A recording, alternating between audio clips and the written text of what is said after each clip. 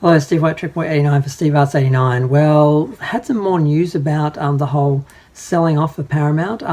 There was talk of Warner Brothers negotiating with Sherry Radstone to basically buy Paramount. Now there's talk of Skydance being in talks with them.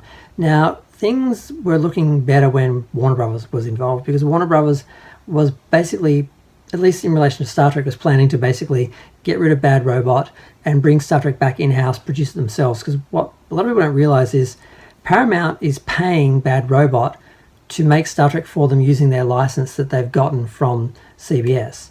And they make money out of just making the films.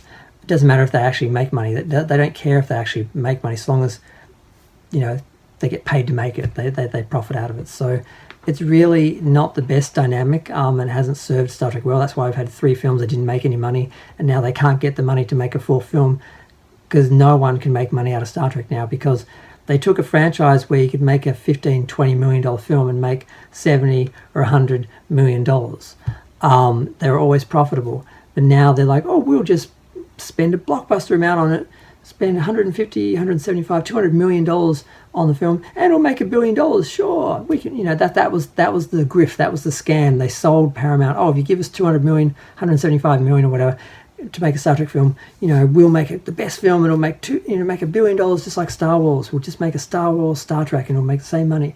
No, it doesn't work like that. It doesn't work like that. How Star Trek works is it's an intellectual, sophisticated science fiction film.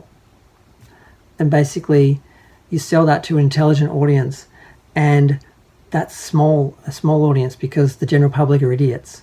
But Star Trek fans are intelligent.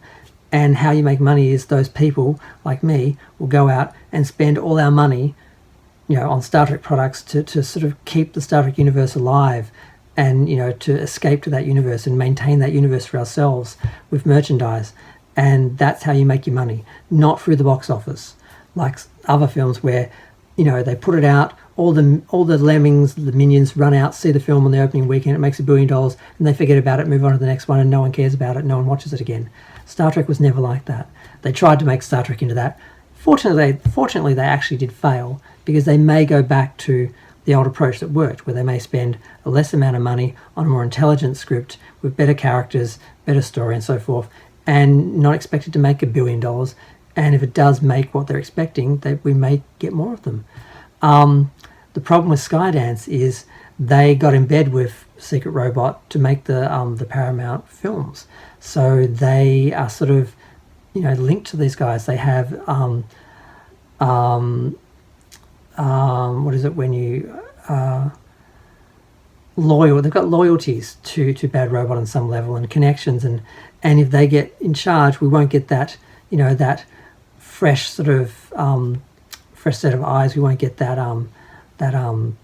rejuvenation that we'll probably get if Warner Brothers or someone else takes over Paramount. Instead, we're just going to get more of the same people in charge, bringing the same people who are involved in, and just giving them more power and more money to make bigger mistakes probably. So I don't like the idea of Skydance buying Paramount. I like the idea of someone else taking it over and having a totally fresh start with Star Trek.